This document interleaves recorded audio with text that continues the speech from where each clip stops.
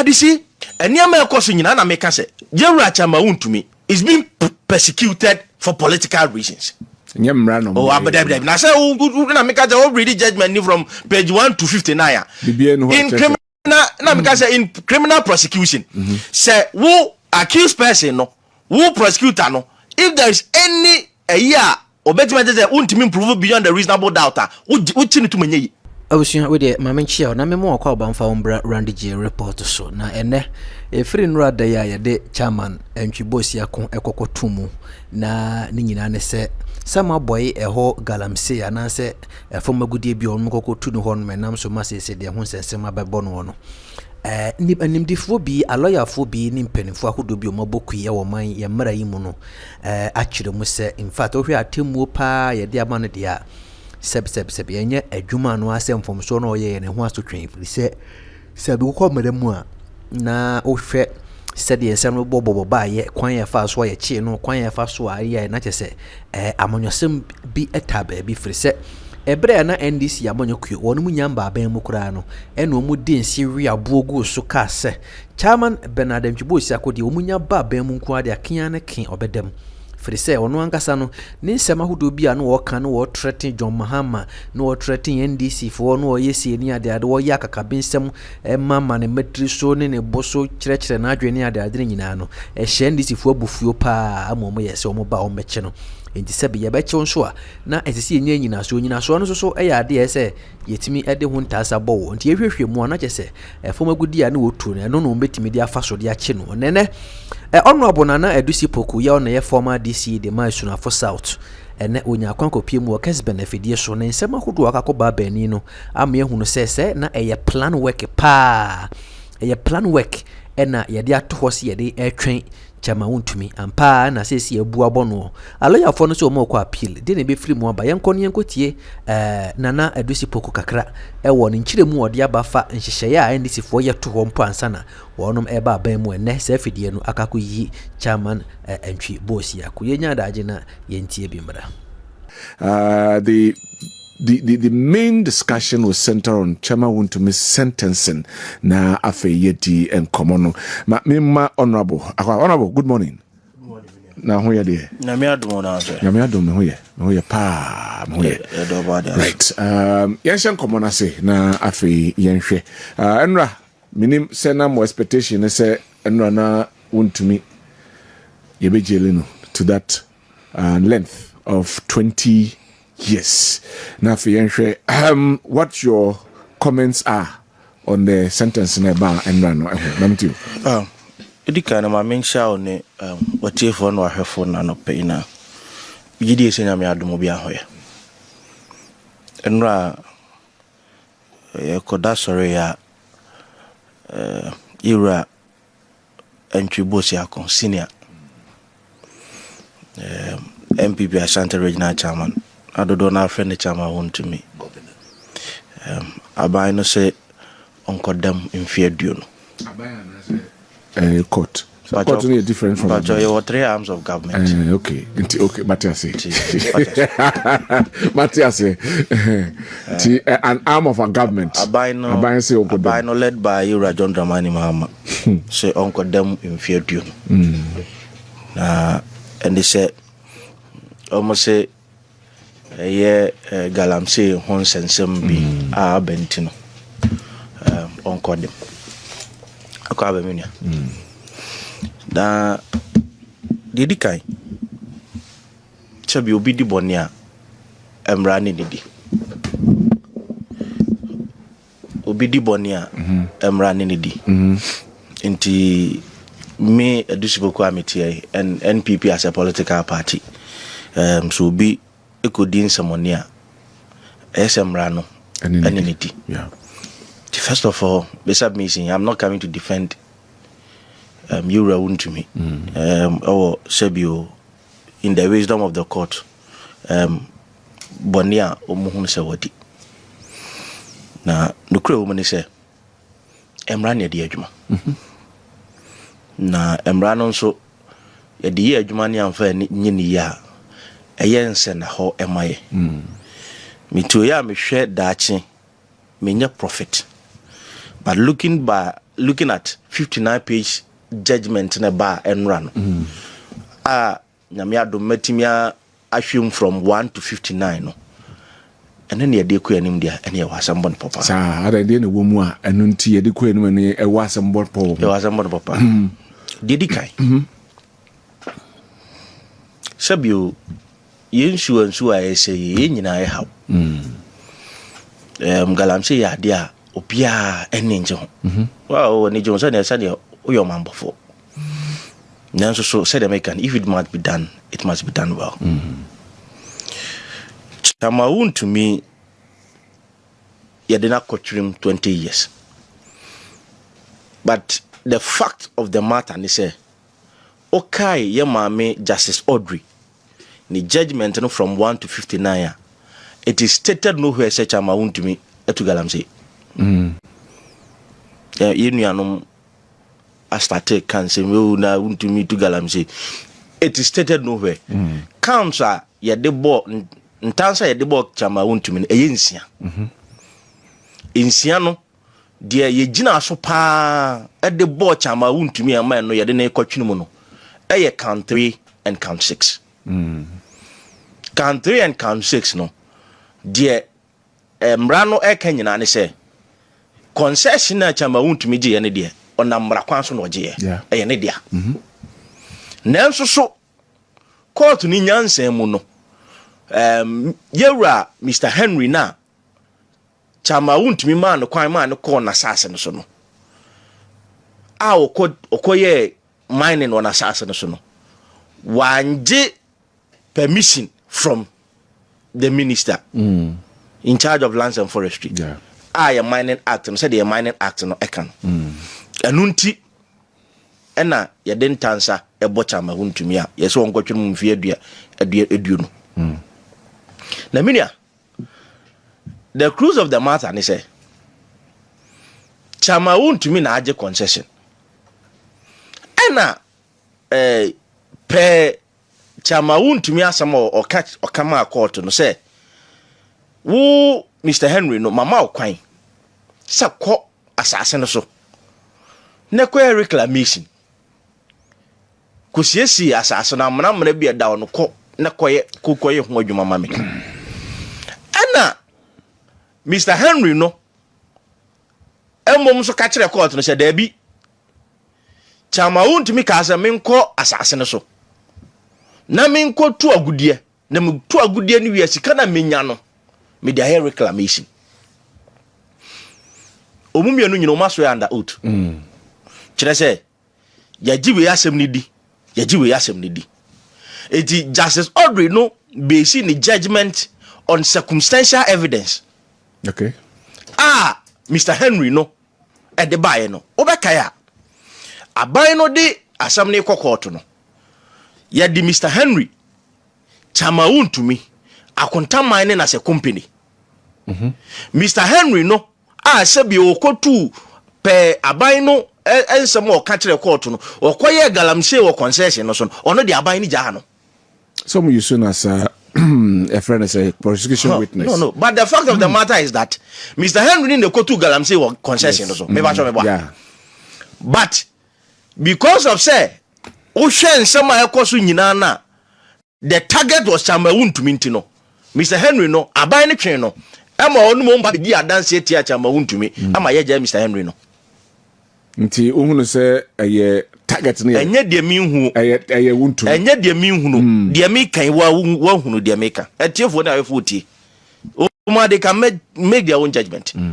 So one me wo masase na mama okwan se kone kodi dwuma die sie wa asase no so mame ukoye na dwuma na pe me de ma wo se koye no ukoye no wankoye wakoye dwuma die bia etia mra na aban se ode mimi kogina mra no because ade na mimi na ode ma me wamfa ma se bi wo a me ka se koye dwuma wa ade no so no e wa asase no so no afa de wo ukodi dwuma wa asase no so na enya na nunti aban no se ode me kokoto no aban ne ba ya wo de wajawo.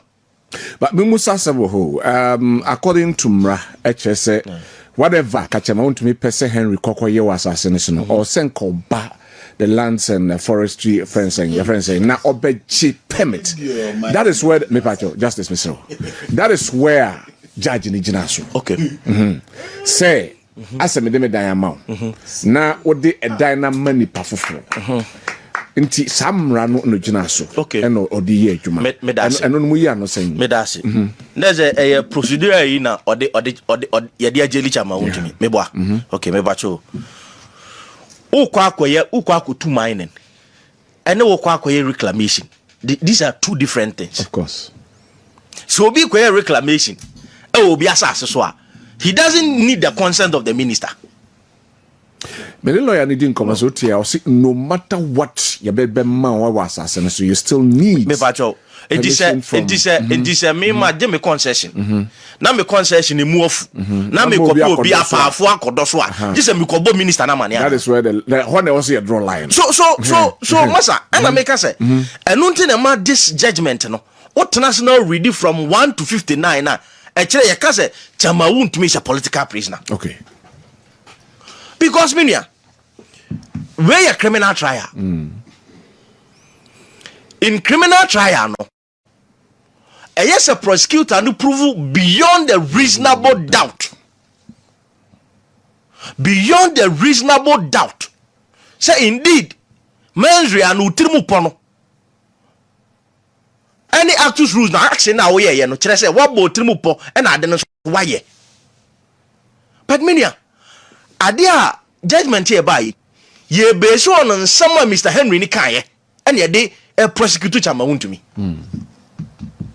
Let's say, judge no sabio antimi anya any substantial evidence, direct evidence.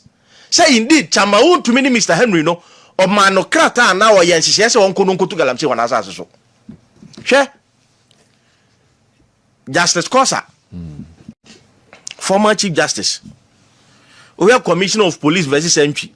Okasembi and Mikoti. I say the law is well settled that there is no burden on the accused. If there is any burden at all on the accused, it is not to prove anything, but to raise a reasonable doubt. If the accused can raise only such a reasonable doubt, he must be acquitted. Mimi dia wona ade asamoto me so. Say adie say no hu ni samaye. Ye mi say wo. Say wo no as a prosecutor want me to prove beyond a reasonable doubt. Ah, sebio ya dimi tumu a enye. Okay.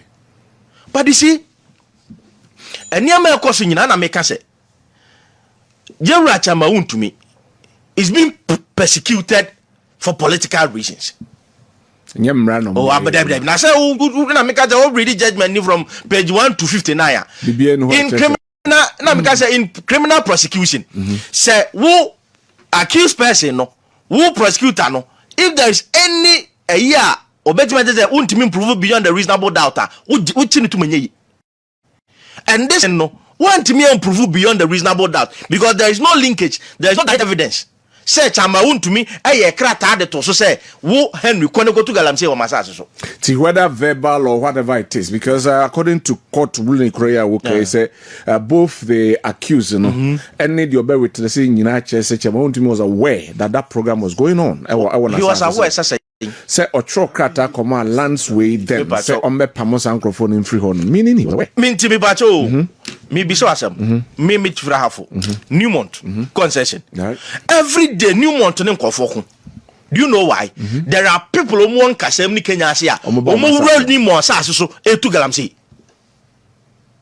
enu tim bacho yen kwachi Newmont ya chi Newmont na okay me bacho ko obo ase NDC NDC ba fofofra NDC youth kabom eko ye se omu kwa kotu omu tu galamse wo ha ye shutu bi ma bi firi mu no me ba che o company no de odano no yakwache na tuma na onne mo kwa so mu kotu galamse eti mi bisa wo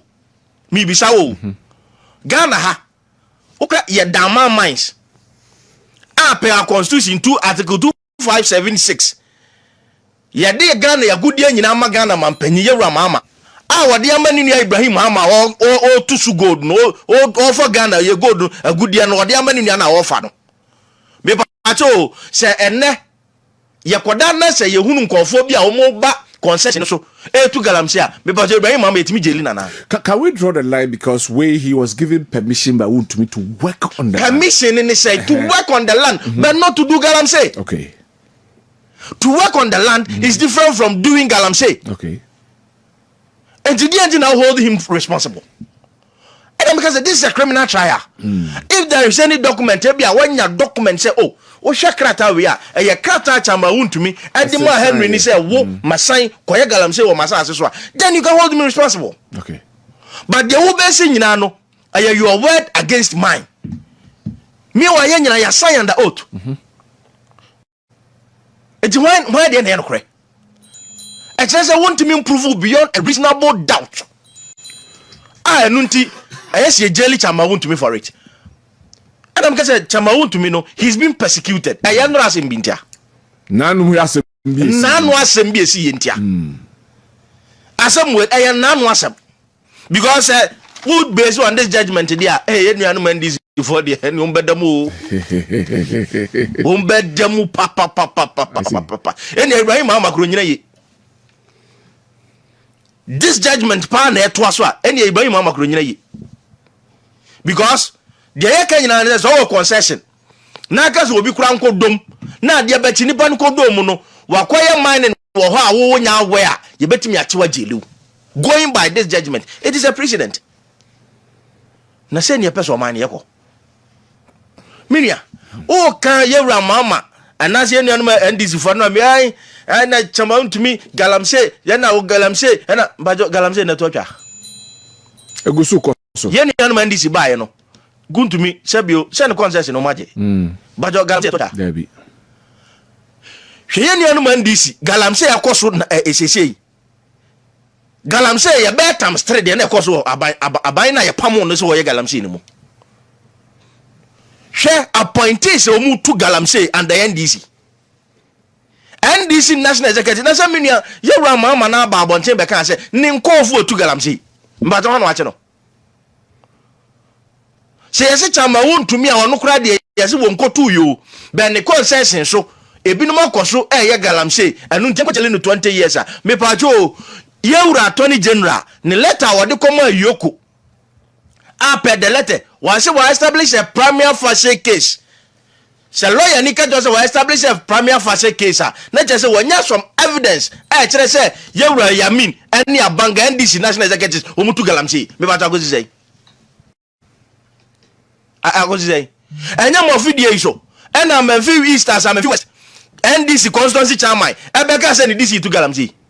Me ba ta go say. Me ba tu enia and abu akwa south MC.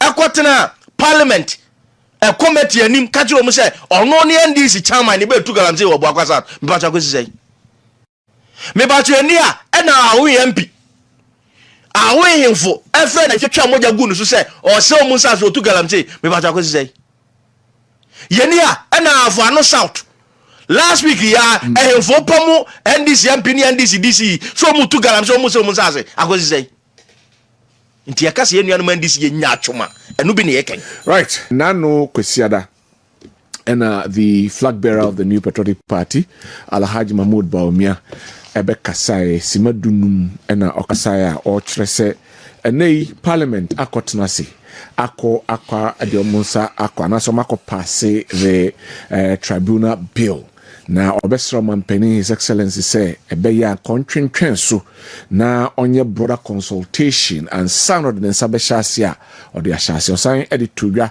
say constitutional review penifo you almost say measure constitution ebeya nka omo recommendation na say womo findings on the babontin womo publish and sana say of the sabeshe eye tribunal nasia or the public tribunal bill not in such as justice. Mami too comment. Yes, mami. Rebata. Oh, okay. Mami too. Oh, boy, futuro na what to know. Do maybe I say clear for you. First of all, me say can be so. So her judgment na yeah, mami Justice Audrey the Babontina. Okay, from page 1 to page 59 now, it comes to one conclusion. Chama Wontumi was politically persecuted. Sebio or a judge there, or no one a man ruling, a man judgment, but the answer it make a wasembi. Ya de hwa me susu se wo hwe de ekwan fa so a yebu asem na se bi ntanche kakra bi wo eno de me ye susu no judge no e wo ho kwan se ono so and I think o hwe enra legal team ni shai party legal team ni chama Wontumi legal team na o mbe application no ye be application no e wo court na me nu a hwe judgment me nu a justice ka sem bi. It's obvious. Say Chama Wontumi want to galamsi. Yeah. And no can about Nanado Danko Kufado, Ghana Mampenny that I watch ebe sign Chama Wontumi tea no one can cry, one can crunch, no. But as some judgment hereby, a set as some Nanado Danko Kufado kind mukina. Say indeed Chama Wontumi galamsi. Yeah. The only thing I will can Amana ye in your can was say.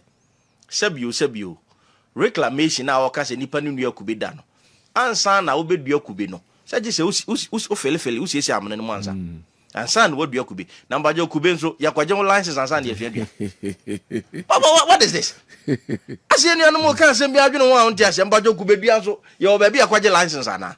But the law is the law. The law says that before you do anything on the land, come back to the place of your say me concession na se muofu na me pe bade fo amoma kodo so a me ba cha no me hia the emrane ka de so no wako jipe ni so mra medo any say apply mra we stricto sense dia any omomo concession nyina bedem omomo concession nyina bedem ana me ma one example say looking at judgment e ban rate ni ehwe say Ibrahim Mahama yewra Ibrahim Mahama ni nua Ghana mampanyi na John Dramani Mahama e dey da my concession ma no said that be abani tene nese ye konwu se nkofo bi do on concession ni mu nese wan kwaje permit from the ministry nese ye tibi jeli Mr. apply the law going by the same logic. Yes, apply the law. Enti anu na me pese ye hye no so ne yense na ho na ye nua justice wo he wo twere de to ho seba obi a metre ha anka asem foforo. But that's justice for me too. Me I was a student of law. Enti ye students of law enti was asem na ye kan echi me one. Si ye ka se obi kwa akoye reclamation a professional adventure. You understand what I'm trying to say? Senka obetena microphone echi do obi abetina microphone echi akasa tibakasa. But we have professional journalists. Tis a one for professional journalists. Now for obi akeke. No betena studio no ko cancel bi netia. Why ne be holding responsible? So the allegation that ye nua kube ye license to do kube, you need a license to be a reclaimer. Unya license and son what me deserve you man, and he failed to do it. But you see, here in tribunal him. So what is currently happening in the MP? Do that in the 4 minutes. Within 4 minutes, that's my boss, the Honorable Wisdom Sebama, couldn't come Bema, or boy, Juma, MMDC is back home day, drip machines, Juma power, Shantarage. Wisdom Sebama, yes. Come Bema, and so what is happening in the MPP? Now we share the area Dr. Baumia on Sunday and some no be kind now one country and found na me mashime. What is happening in the MPP? Yeah, say now omoto abeya na ntokwa sia yera na na nkansan boadu ne party general secretary so a small boy ne edidi atembebre means me from a time ne nkansa asem you understand yes but ça happenings ni nyina na me expect say ka yera ba omi abede e be ka ho bibi but wan ka ho hwe na unim say akola bia no before so be school prefect no mostly our class prefect. It is say, but to our school prefect, we find out your achievements when you were class prefect before we will vote for you to become school prefect. But so, you're class prefect, and you'll be a very well, yes, very well. But Ghana, how before some of the president, not just a flag bearer. So a flag bearer, you share quite our fast or manage party kakrane down. Near translate here say, oh. Abranti papa obeso MPP mu MPP aya kono papa obeso NDC mu NDC aya kono barring the rules and regulations of the party who leads the party currently is the leader of the party. Yes, I know. Yes. The chairman will hold, the general secretary will hold, steering committee will hold. What are they saying? Unim so be on your din komo and I said abontin clear no be The cancel. point I'm only making is that you are Dr. Baumia. What is happening in the MPP now? CCA is the leader of the MPP. So be can wasem. Not necessarily so me can wasem. KOD address me point. You. Me say we leader of the party and nema is your party you are responsible for it. Okay. And so one could infer says obey leader for Ghana nema happen under the MPP no. It is likely son of a transfer as president. And I me say enema ekosu MPP mu a onu na leader a ontimi nkan wasem na areho but oyobi a onfam onimra so asem obeka na da na nwumre no ema me hye me ema me hu se magana fonto aba madota onimra so. yes How? because obi onimra so bia nim say if you read the constitution of Ghana constitution ya chichem into chapter bia odwuma e wo say die so we chapter 11 of the constitution it speaks about Ghana's judiciary chapter 11 na se ho Obeka Cho say Ghana's judicial system, Article 126 eba. Obeka Cho say Ghana's judicial system comprises the Supreme Court, the Court of Appeal, the High Court, and regional tribunals. That's one so much. I say make broader consultations, and I know there's an issue with that. No, so has the president assented to the bill? Sent us before. So the president is still doing it. Okay. And so why the no crowd or say am I president and sign? That is the position of Dr. Baumia. Don't change it. Do you say on your broader consultation? Or say am I president and sign bill no? That is the position of Dr. Baumia. Don't change it. No sign. Yes, that is the position of Dr. Baumia. And on Ayeka say the position on the it is a bad position. Because I remember here. He said before that you see abeka wasem minority aka wasem enti before abe unpublish the review committee no for instance the constitution review committee no in fact I'm 4 minutes later but still you still talking yes enti unpublish answer. That's what I heard. And the mensumet na catch on say the position of Dr. Baumia is that the tribunal is not good. And I met na ha kase Dr. Baumia kasa dia no you be on dimraso. Okay. Intimi for mine soon should be on dimraso because the regional tribunals are part of Ghana's judicial architecture.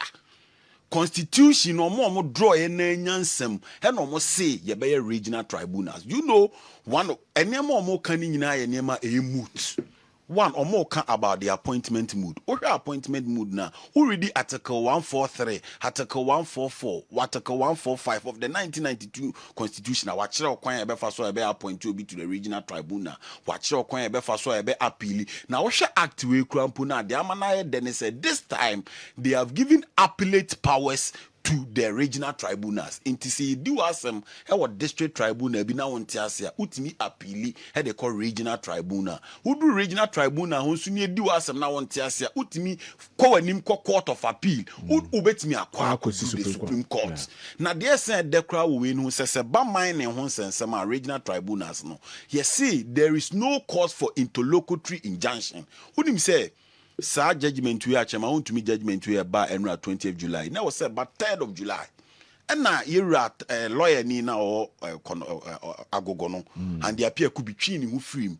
But senke tribunal and Wontumi chini who film ko chini who film crank be you understand? And so this is just a way to speed up some of our cases. Honorable President John Dramani Mahama say Omakofa tribunal sa bagana hebio. Na minua ekasa no metie din na mehwe no. Se ne na bi na ne maame bi. Aka tribunal sa ma kire ne da nkenenka na asem besesa. That is before the minua Ghana highway. Yenim tribunal ho asem. Yenim awudi adi Ghana ye maame ne na nanum bi wa ha. It will be so body din tribunal na ote ya na ye mache no. Din ehunehuna na say this time there are variations in how. What is the variation? He o hwe ye 1992 constitution ye da ya. Article 142 no talks about the establishment of regional tribunals. But what be say say adentina from 1992 ba abaya ba bia tribunal no bia anye na adwen so obesi. The tribunal was there in 97. Me pacho. Edi anti. na obi aba say watwe no ho tribunal asem no on person obekon ho bio because of this nra na oni ma de ye dangerous wo sebio yewura John Dramani Mahama what tamoman sika e de ama constitutional review committee so monko ye na Ghana ye mra no yen sisem yenye mu nsakraye wo de white paper kora beto so enche binim say ye be call referendum.